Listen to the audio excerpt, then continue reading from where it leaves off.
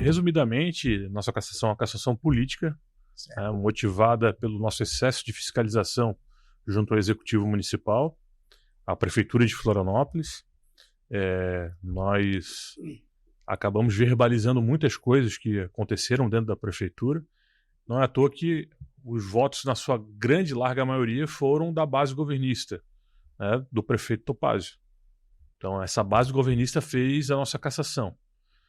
E o líder de governo se posicionou contrário a essa cassação, achou que isso era inconveniente, imprudente, ilegal, imoral. O vereador Renato Jeske se retirou dessa votação e, inclusive, teve uma represália sendo retirado da liderança de governo que foi assumida pelo Gabrielzinho. Isso é a prova nítida que a nossa cassação é uma cassação política, não jurídica. Mas como a cassação é política, sobretudo do parlamento, eu entendo que na questão do mérito, isso faz parte do jogo. Na questão do mérito. Por mais bizarra que seja essa cassação, por mais que os elementos dessa cassação são pífios, ridículos, se eu tivesse feito qualquer coisa, ainda assim não estaria no exercício do mandato, porque eu estava licenciado e não fiz, portanto, do ponto de vista do mérito, é completamente imoral, completamente desproporcional pela dosimetria. Né? O vereador Marquinhos, por exemplo, foi acusado de agarrar a vereadora Carla Aires. Eu, inclusive, me posicionei contrário a isso. Recebeu uma advertência da Comissão de Ética. Eu fui cassado por ter cobrado do suplente uma posição que foi um acordo que nós fizemos em relação à entrada dele dentro da Câmara de Vereadores. Quando eu saí, lá em setembro de 2023, ele me pediu para assumir o mandato. Ele queria se aposentar na Polícia Militar, estava cansado de estar na rua na Polícia Militar, e o militar, quando ele entra num cargo eletivo, ele se aposenta. Ele queria se aposentar nesse 27avos. Ele alegou que a mulher dele estava doente, muito doente, com sangramentos, enfim, e ele queria sair da rua para poder cuidar da mulher dele. E a frase que ele falou: olha, o mandato é teu, só quero entrar lá para me aposentar, enfim, te ofereço o salário de volta, te apoio na eleição, o que tu precisar, o mandato é teu. Enfim, eu falei para ele: Matos, eu só quero de ti que não faça conchavos de maneira irregular, de coisas ruins, com a outra vereadora do partido que vem me perseguindo, e também peço que siga a linha do meu mandato, que é um mandato combativo independente. Não se renda, não se venda, não no sentido do dinheiro, mas não se venda no sentido de se entregar ao governo do Topázio. Já no primeiro discurso do Matos, ele, como policial militar, ele criticou a operação da Polícia Civil que prendeu e que desvendou a questão do propinaço que saiu no Fantástico, chamando ela de pirotécnica. Como assim pirotécnica? O cara tá lá pegando suborno, dinheiro de construtor irregular para construção irregular no sul da ilha, região onde eu moro, e o sargento Matos assume o meu lugar e vai criticar essa operação policial dizendo que essa operação é um show pirotécnico? Não. Isso não pode ser criticado dessa maneira. E eu cobrei ele. E isso eu cobrei no campo político. Por mais que eu esteja afastado das minhas funções como vereador, Guto, eu ainda tenho boca, tenho voz e ainda sou correligionário e posso cobrar dele essa situação. E também, quando o Matos entra lá, ele quer fazer alguns projetos de lei de honrarias e outras situações que elas são cotas por mandato. E que eu já havia prometido para algumas pessoas. Algumas medalhas que já estavam prometidas ser entregues para algumas pessoas, mas o projeto de lei ainda não tinha sido protocolizado. A partir do momento que ele faz esse protocolo desses projetos de lei, ele tira da cota das pessoas que eu já prometi. Eu fui cobrar ele, Matos. Se tu fizer o protocolo do cara, o cara que eu prometi, mas eu quero dar a medalha. Não foi isso que nós acordamos quando você veio para cá assumir o mandato. Há um acordo. E isso faz parte da dinâmica política. Agora, a discricionalidade de fazer ou não é dele. Ele tem a caneta na mão, ele tem um sistema na mão, ele tem a autonomia de fazer. Eu simplesmente o cobrei como o reserva naquele momento. Ele era o titular, eu cobrei ele. Faz parte do processo. Agora, se isso é interferir no mandato do camarada, se isso é um crime, se isso é algo para se cassar um mandato de um vereador, pelo amor de Deus. Sim. Ave de rapina tem 3 réus lá. 3 ou 4 réus. Catume, réu. Na ave de rapina, réu é pior do que indiciado. Dinho, indiciado e réu na ave de rapina. O que eu estou falando aqui é público notório. Sim. Tá? O processo corre há 8 anos e não vai para frente nem para trás. Está lá correndo em segredo de justiça. O Dalmo Menezes, ave de rapina. Tem mais um, não me recordo agora. Pô, se eu fui caçado por isso, por que esses caras não são caçados? Certo. Hã? Também há uma questão da dinâmica em relação à questão do Ed, Guto. Eu bati demais. A operação da Presságio, ela surge lá no dia 29 de janeiro. Uhum. Quando eu tento adentrar a passarela do Samba Negro Querido, recebo uma denúncia do ex-vereador Lela. O vereador Lela não se elegeu. Quando eu tento entrar para fazer o processo de fiscalização na passarela do Samba Negro Querido, eu recebo um aparato da Polícia Militar, me proibindo de entrar com o denunciante para fiscalizar um crime ambiental. Esse crime ambiental, posteriormente, é o que dá o efeito, que gera a Operação Presságio do Ed. Certo. E por incrível que pareça, o mesmo policial que estava me proibindo de entrar foi o que saiu do batalhão para me prender na boca de urna no colégio eleitoral. E o Ed já tinha mencionado nos grupos de WhatsApp que eu tinha sido preso 1h da tarde. Eu fui preso 3h da tarde. Como é que ele sabia? Presságio? Ele é vidente? Ele é o Bidu? Ele é a mãe de Ná? O pai Ed? O que é? Tá entendendo como as coisas estão entrelaçadas? Sim, com certeza. Que confusão, hein? Que confusão, cara. Então, assim,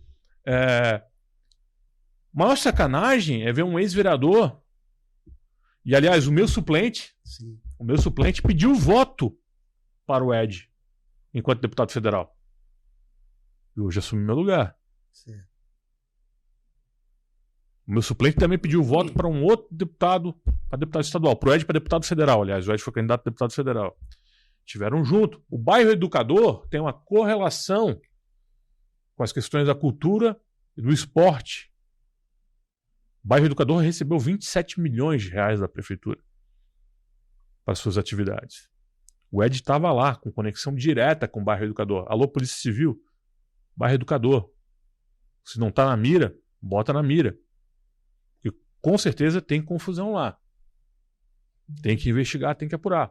Onde já se viu? Um ex-vereador, secretário de Cultura, pega uma maquininha de cartão, cara, no nome da mulher dele, que eu já havia denunciado anos atrás por nepotismo dentro da Câmara de Vereadores, para receber o estacionamento de evento da FenaOstra, cara. Se os caras não perdoam nem o estacionamento, tu acha que eles vão perdoar um contrato que é o maior contrato, que é o contrato do lixo, que é um contrato de 50 milhões nessa cidade, que é um contrato que já matou o prefeito em outras cidades, que envolve um monte de gente? É por isso que eles não querem o Maicon lá, porque o Maicon tá lá e não tem papas na língua e fala. Talvez, pelo meu nível, pelo meu autismo de nível 1 de apoio, talvez por eu não ter esse filtro, por ser muito direto, por ser muitas vezes literal, talvez eu acabe falando coisas que eu não deveria falar. Certo. Mas a verdade é essa. A verdade é que estão acobertando uma situação toda e tiram uma assinatura da CPI para botar alguém que está fazendo cara de paisagem. Que no dia seguinte teve uma situação do Gui Pereira similar à minha. Muito pior, aliás. Muito pior. Porque o print do vereador Marquinhos, que era suplente do Gui Pereira, disse que ele nomeava as pessoas no gabinete e que a Samanta, no caso da Presságio, foi o Gui Pereira que nomeou e não o Marquinhos, que era suplente. Que os 8 nomeados no gabinete do Marquinhos, que era o suplente, quem nomeava era o Gui Pereira, que estava na Secretaria do Continente. Esse é print do Marquinhos. Foi para denúncia. Ninguém votou pela abertura da apuração. Aí depois, no dia subsequente, teve uma outra denúncia que eu fiz também. O diácono Ricardo, ele além de ser vereador, além de ser presidente do Conselho de Ética e ter feito essa aberração nesse parecer para minha cassação, ele é o ouvidor geral da Câmara, onde chegam as denúncias de fora da Câmara. Quem Quem que é o secretário-geral da ouvidoria? Quem?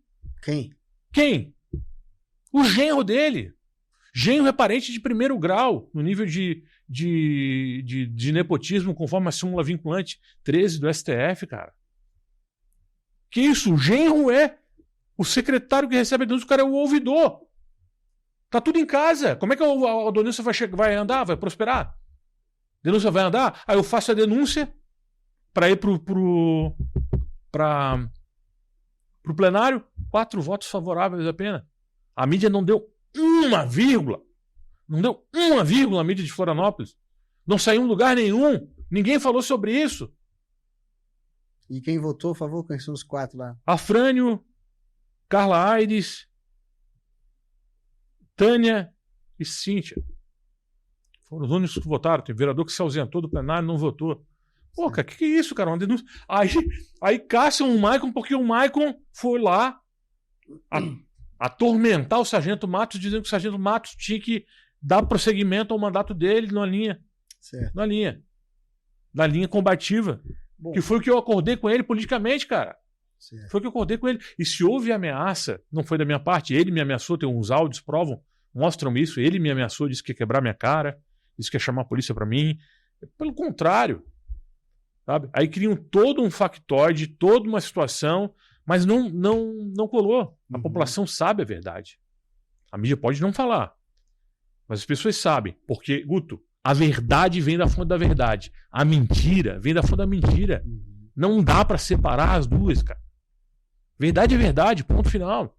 Sim. Mentira é mentira. Se eu errei, me condenem pelo que eu errei, não pelo que eu não errei. Sim. E outra coisa, quem me julgou não tem envergadura moral alguma para me julgar. Nenhuma. Um cara que leva um título de diácono, que é vereador, que é presidente do Conselho de Ética, que usou 2 pesos e 2 medidas com um vereador, o Marquinhos, que teria abraçado a vereadora Carla Aires e dar uma advertência. E para mim, que não estava no exercício do cargo, e a Lei 722, no seu artigo 1º, diz que o vereador tem que estar no exercício da função para ser julgado. Eu não estava no exercício da função. Essa é a lei municipal. A lei municipal diz isso. Tá lá. Então pega essa lei municipal, dá uma DIN, revoga o artigo 1º da lei. Mas tá lá, se a lei diz que o vereador tem que estar no exercício da função, por que eu fui julgado? Então, processualmente, já há um grande erro nesse sentido. E o judiciário não conseguiu se atentar a isso. Aí o judiciário pega o quê? Pega 722, que lhe convém. E pega o decreto 201 de 68, na época do regime militar, quando lhe convém. E faz uma miscelânea, uma mistureba. Ora, se eu fui julgado pela Lei 722, então é pela 722. Aonde já se viu o judiciário não considerar a ampla defesa e o contraditório, porque é advogado, tu conhece? Sim. Aonde já se viu a minha procuradora, a minha advogada, a doutora Júlia Vergara, que botou 19 presos na Operação Moeda Verde, que chacoalhou o mundo político de Florianópolis em 2007, delegada federal, hoje aposentada, botou 19 dos 22 indiciados na cadeia, não pôde fazer perguntas para mim. O exercício do contraditório é o exercício do contraditório. Ah, mas o réu não precisa ser questionado. Como não? O réu precisa ser questionado pelo seu advogado para elucidar os fatos, para explicar para aqueles que vão julgar o processo, que são os vereadores do Conselho de Ética. Olha, se isso não é ferir a ampla defesa do contraditório, que Estado democrático de direito que a gente está? Onde a gente está, cara?